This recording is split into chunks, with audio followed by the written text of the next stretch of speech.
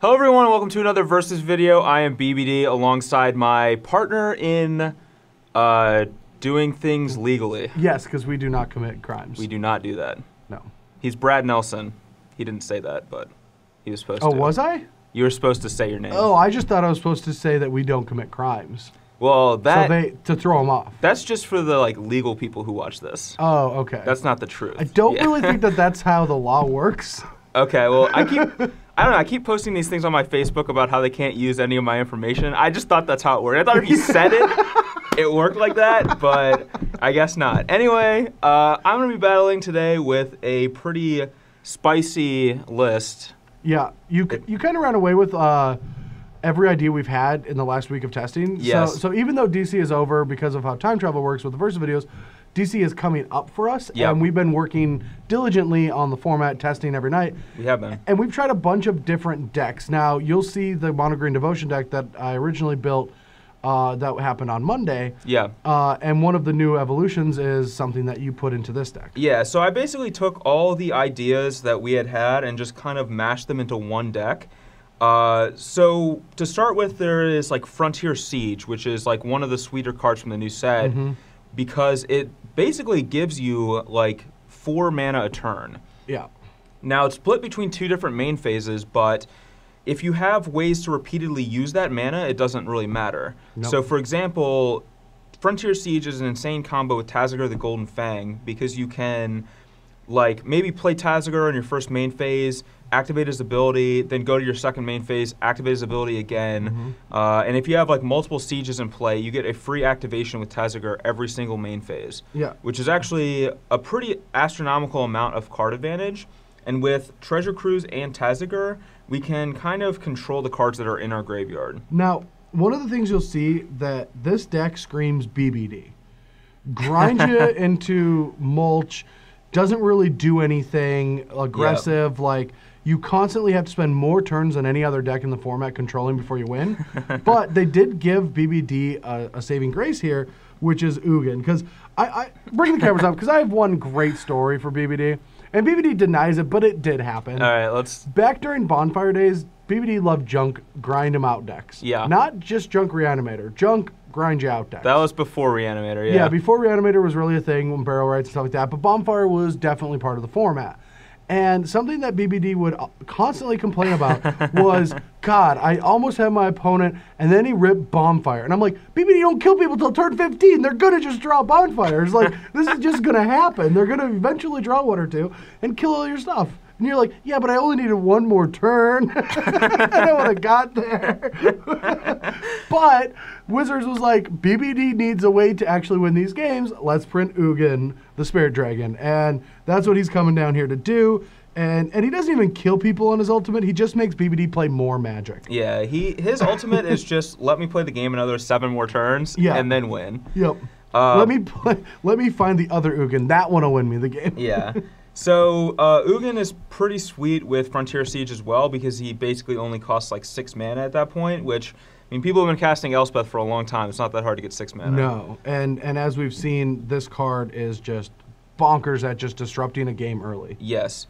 And another sweet thing with Ugin, too, is that Tazagar costs 6, so a lot of times you can cast the Ugin and you get to keep your Tazagar. Even though you only spent 2 mana on it, or 1 mana casting it, it still has a high CMC, which is a nice combination with Ugin. So, to basically hold everything together, Satyr Wayfinder is basically there to fill up our graveyard, so our Treasure Cruises and the like are easier to cast. But Frontier Siege is also good with Treasure Cruise too, because you don't have to delve 10, you don't have to delve 7 cards, you can just delve 3 cards, but use the mana from Frontier Siege. Yeah, personally I'd like to see one more use out of Satyr Wayfinder. I always think he wants 3 jobs. And Chump Blonking's not one of them. And in this deck, don't you think he'd be a little overworked? I mean, you have to overwork him. He'd probably hate his life if he worked. I mean, all he does is look for the new location to party. That's what his job is. Oh, okay. Well, that's a great job then. When I'm sleeping after the party, he's already finding the next venue, and figuring out, all the stuff hats and balloons and Cuts and yeah. and doormen. maybe the next party's on a cruise. Like, yeah, who knows? Yeah. Like, he's doing all that work, and that's the flavor text. But That's actually not the flavor text. Yes, it is. yes, it is. It is the flavor text. Don't you? I've been playing some Reanimator decks for a long time. I know this. I'm impressed that you've actually read flavor text before, to be honest. Opponents on Moto take a very long time, and I read all of them. That's great. Yeah, Treasure Cruise is something about a cruise. My favorite flavor text is the flavor text on Torrent Elemental. It doesn't have any. Well, Too much text. You get to put it back into play. That's the flavor text. Oh. Yeah. So you like the dry humor. Yeah. It's funny because he's like, oh. Anyway, let's check out a sideboard. Oh, yeah.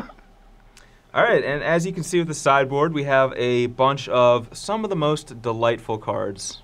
A bunch of some of the most? Yeah. That is a functional sentence. It is a functional sentence. It's not a good sentence, but it does function. We have the 4 Thoughtseize because I feel like with a new format, just having max Thoughtseizes is great. Yeah, I agree with that. And then we have like a bunch of just like kind of control type cards like Read the Bones and Liliana and things like that. Disdainful Stroke for some of the bigger green decks and the like. Sages for whips.